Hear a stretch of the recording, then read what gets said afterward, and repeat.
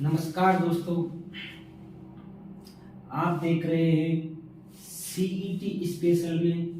आज हम बात करेंगे राजस्थान के एकीकरण की।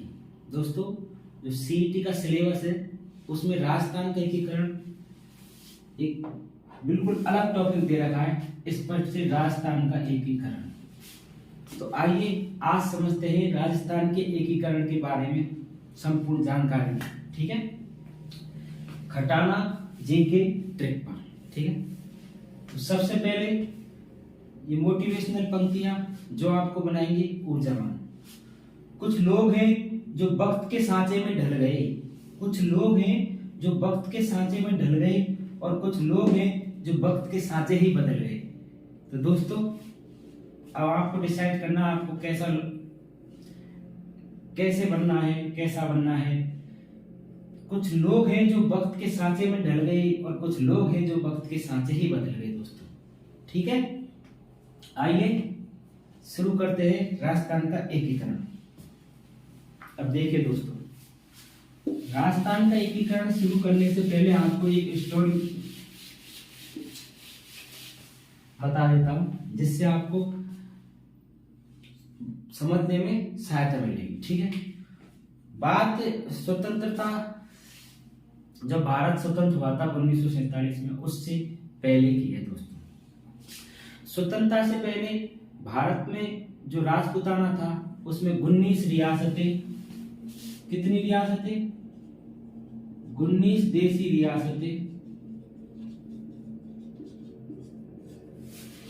ठीक है, 3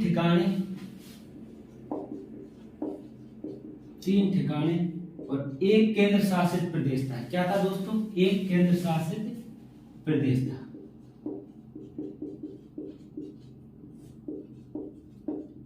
इस क्लास को बहुत ध्यान से देखना और क्लास को पूरी देखना। ये मेरा आपसे वादा है, आपका कभी भी राजस्थान के एकीकरण से क्वेश्चन गलत नहीं होगा। ठीक है, आइए, कितनी रियासतें थी? 19 देशी रियासतें थी, 3 ठिकाने थे और एक केंद्र शासित प्रदेश था। ठीक है दोस्तों, ये क्या है? ये है अपना रंगीला, बहुत ही प्यारा सुंदर राजस्थान। क्या है दोस्तों? ये है अपना राजस्थान। क्या है ये है रंगीला राजस्थान। ये धोरारी धरती और राजस्थान, ये अपना राजस्थान है। अब जो 3 ठिकाने थे, 19 तो देशी रियासतें थी, एक केंद्र शासित प्रदेश था और 3 ठिकाने थे। 3 ठिकाने कौन कौन से थे? कुशलगढ़, नीमराणा और एक था लाबा। ठीक है दोस्तों, ये 3 तो क्या थे? ठिकाने थे। 19 देशी रियासतें थी और एक केंद्र शासित प्रदेश था। अब जब बात करते हैं रियासतों की, तो सबसे बड़ी रियासत थी क्षेत्रफल के आधार पर, वो थी ये जोधपुर रियासत। कौन सी? जोधपुर रियासत। इसको मारवाड़ भी बोल सकते हैं आप। ये क्या थी? सबसे बड़ी रियासत थी। ठीक है, और जो सबसे छोटी थी वो थी सायपुरा भीलवाड़ा की। कौन सी थी? सायपुरा भीलवाड़ा। ये क्या थी दोस्तों? इस सबसे छोटी रियासत थी। और जो सबसे नवीन रियासत थी वो अपनी थी यो झालावाड़ वाली। कौन सी? झालावाड़। ये सबसे नवीन थी और सबसे प्राचीन थी वो मेवाड़ की थी। कौन सी थी? मेवाड़ की। मेवाड़ की धरा ये क्या थी? ये सबसे प्राचीन थी। ठीक है, अब दोस्तों आपको क्या करना है, इसका एक स्क्रीनशॉट ले लेना है। क्या ले लेना है? ये सबसे क्या थी? प्राचीन थी। सबसे बड़ी जोधपुर मारवाड़ थी, सबसे छोटी सायपुरा जो भीलवाड़ा में ये थी और रियासत, और सबसे नवीन थी झालावाड़ रियासत, और सबसे प्राचीन थी मेवाड़ रियासत। ये क्वेश्चन कई बार एग्जाम में पूछा जाता है दोस्तों कि सबसे बड़ी रियासत कौन सी है। ऑप्शन में ये दे देगा चारों, तो आपको उत्तर लगाना है कौन सी है। जोधपुर, मारवाड़ी आ सकता है, ठीक है। सबसे प्राचीन पूछे तो मेवाड़, सबसे छोटी पूछे तो सायपुरा, और सबसे नवीन पूछे तो झालावाड़। ये आपको ध्यान रखना है, इसमें से एग्जामिनर जरूर क्वेश्चन पूछता है, ठीक है। तो आप ये समझ गए होंगे। और जो एक केंद्र शासित प्रदेश था ये था अजमेर, मेरवाड़, ठीक है दोस्तों। अब चलते हैं आगे। क्या हुआ था, ये हो गया था। इसमें जैसे ये रियासत थी, इन रियासतों को 3 श्रेणियों में बांटा गया था। देखो एक बार में इन रियासतों को 3 श्रेणियों में बांटा गया था, याद रख दूं। एक थी 3 श्रेणी, कितनी 3 श्रेणी। आराम से पढ़ो, बिल्कुल समझ में आएगा, बिल्कुल ध्यान लगा के, ठीक है। क्लास पूरी देखना, इस क्लास में बहुत कुछ मिलेगा आपको सीईटी वालों के लिए, तो ये रामबाण क्लास है बिल्कुल, ठीक है। 3 श्रेणी थी, ए बे से बोलो या फिर ए बी सी, 3 श्रेणी थी दोस्तों, ठीक है। अब पहली श्रेणी में क्या था, पहली श्रेणी में वे रियासतें आती थी जिनका प्रशासन सीधे ब्रिटिश सरकार के हाथों में था। कि भाई पहले श्रेणी में ए में तो वो आएंगी जिनका प्रशासन ब्रिटिश सरकार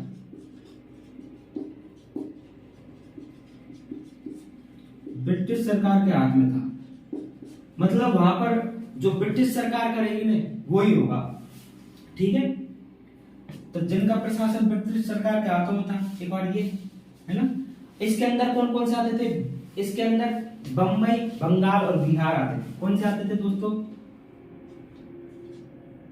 बम्बई, बंगाल और बिहार आते थे।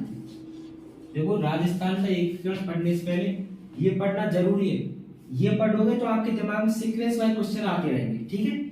तो बंबई, बंगाल, बिहार ये किस श्रेणी में आते थे, ए श्रेणी में।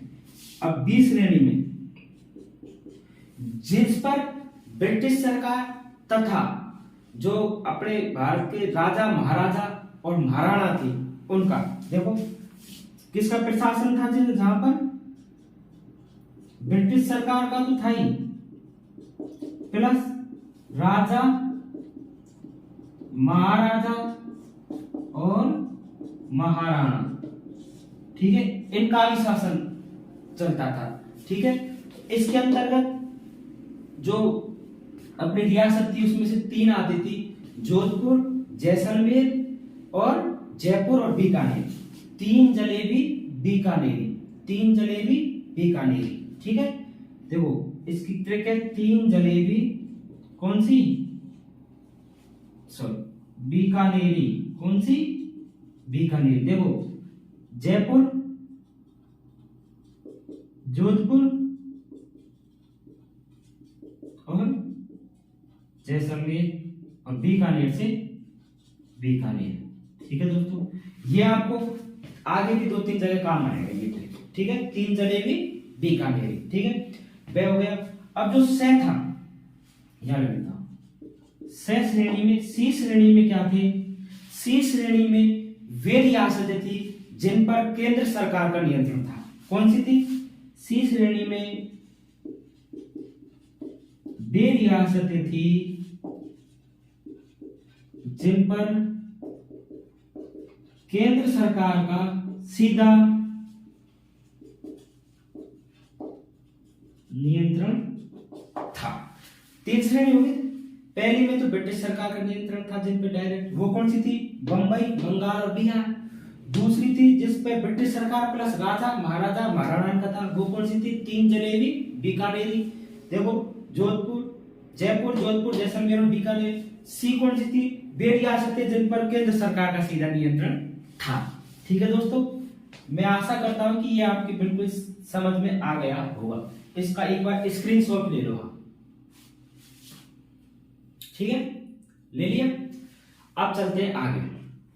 अब इसके बाद में क्या होता है दोस्तों, जो भारतीय स्वतंत्रता अधिनियम 1947 की धारा 8 के तहत, एक बार आपको तो इसको मिटा देता हूं, ठीक है।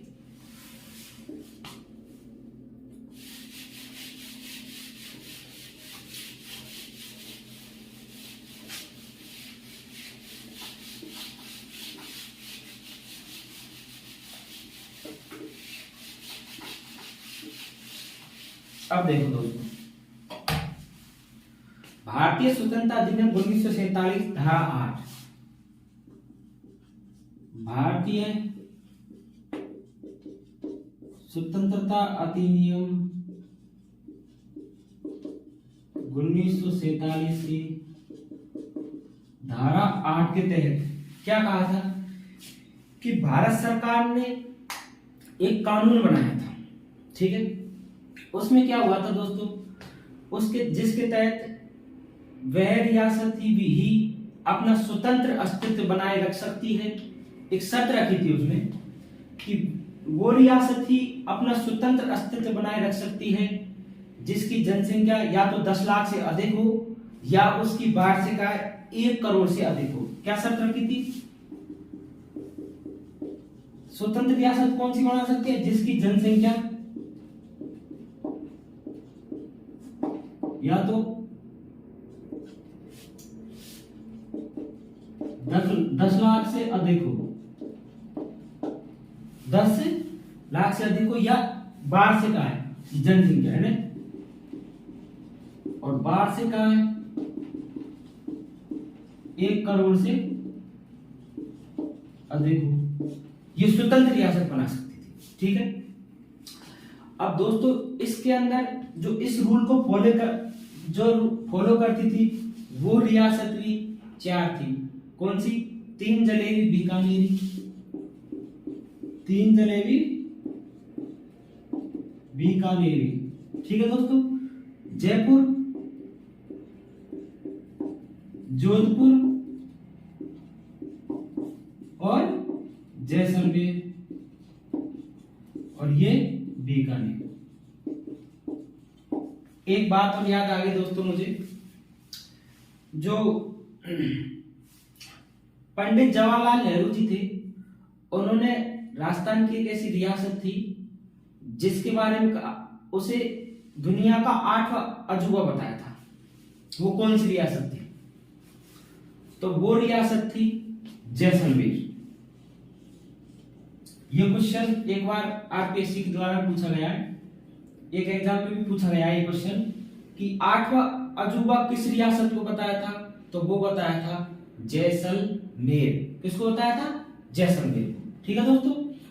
अब जो फॉलो करती थी इस रूल को कि 10 लाख से अधिक जनसंख्या और 1 करोड़ से अधिक आय, तो ये 4 थी, जयपुर, जोधपुर, जैसलमेर और बीकानेर, ठीक है दोस्तों। अब आगे क्या होता है, 1946 में कैबिनेट मिशन के तहत 22 मई 1946 को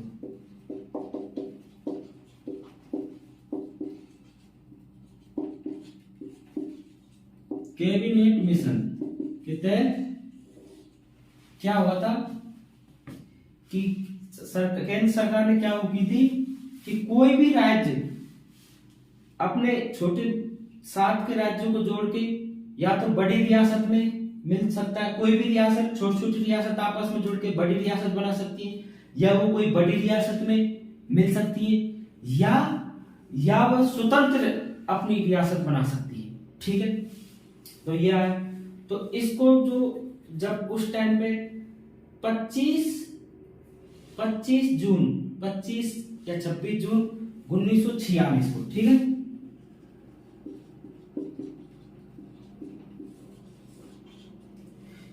एक मेवाड़ के जो महाराणा थे वो थे भूपाल सिंह। क्या नाम था? भूपाल सिंह। कौन थे? भूपाल सिंह। इन्होंने राजस्थान अलग से एक यूनियन संघ बनाने का फैसला किया था। क्या बनाया था? यूनियन संघ बनाई गई कोई, ठीक है। तो इन्होंने आसपास के राजा महाराजाओं को निमंत्रण भेजा और इसकी बैठक बुलाई राजस्थान यूनियन संघ की, ठीक है, किसने? भूपाल सिंह ने। जब बैठक बुलाई लेकिन उसमें उनकी सहमति नहीं बन पाई और वे अलग से स्वतंत्र राज्य नहीं बना पाए, ठीक है दोस्तों। तो जब इसने किया, जो भूपाल सिंह महाराणा, ये कहां के थे? उदयपुर के। जब इनने किया तो और भी करेंगे। इनको देख के फिर मान सिंह जी थे अपने जयपुर के,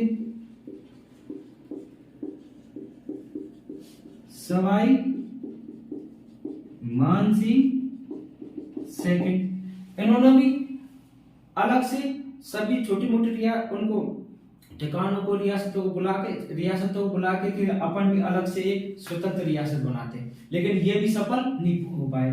फिर कोशिश की कोटा के भीम सिंह ने, इन्होंने हाड़ौती राज्य बनाने की कोशिश की।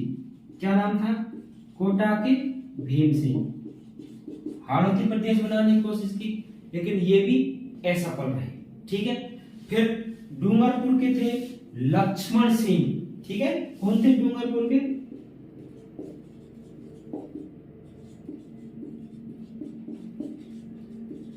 इन्होंने अलग से बांगड़ प्रदेश बनाने की, बांगड़ प्रदेश बनाने की वो की सबको बुलाया, आसपास के राज्य वालों को, कि आओ अपन भी एक अलग से स्वतंत्र राज्य बनाते, तो लेकिन ये भी असफल रहे।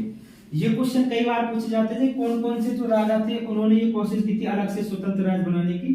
तो महाराणा भूपाल सिंह, जयपुर के सवाई मान सिंह सेकंड, कोटा के भीम सिंह जिन्होंने हाड़ौती बनाने की कोशिश की थी, और डूंगरपुर के लक्ष्मण सिंह जिन्होंने बांगड़ प्रदेश बनाने की कोशिश की थी, ठीक है दोस्तों। ये देख लिए सफल नहीं हो पाए। ये आ गया आपके समझ में? ये सफल नहीं हो पाए। अब चलते हैं दोस्तों कि इसके बाद में क्या होता है। केंद्र सरकार द्वारा रियासती सचिवालय की एक गठन किया जाता है, रियासती सचिवालय का। किसका गठन किया जाता है? रियासती सचिवालय।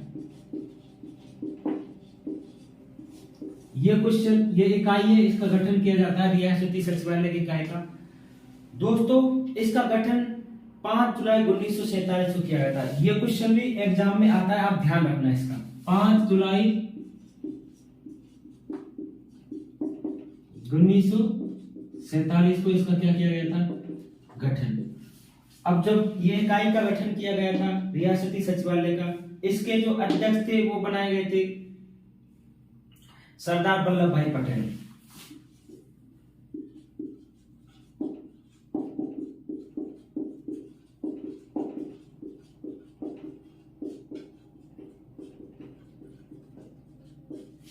सरदार वल्लभ भाई पटेल। और इसके उपाध्यक्ष जो बनाए गए थे वो थे बीपी मेनन।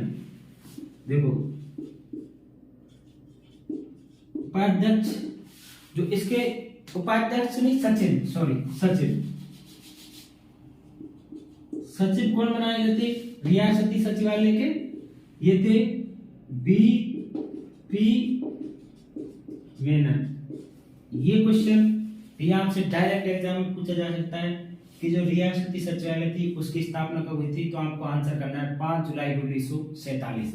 आपसे पूछेगा रियासती सचिवालय के अध्यक्ष कौन थे? तो ये थे सरदार वल्लभ भाई पटेल, जिन्हें लोहे पुरुष के नाम से जाना जाता था। सचिव कौन थे? बीपी मेमन जी, ठीक है। अब इसका क्या उद्देश्य था? इस रियासती सचिवालय जो ये इकाई थी, इसका क्या उद्देश्य? इसका उद्देश्य ये था कि जो देशी रियासतों का भाषा, संस्कृति, भौगोलिक क्षेत्र के समानता के आधार पर एकीकरण करना। क्या उद्देश्य था इसका? ये भी इंपॉर्टेंट है। देशी रियासतों का भाषा, देखो देशी रियासतों का भाषा, संस्कृति और भौगोलिक क्षेत्र के समानता के, ठीक है, भौगोलिक क्षेत्र के समानता के आधार पर क्या किया जाना चाहिए? एकीकरण करना।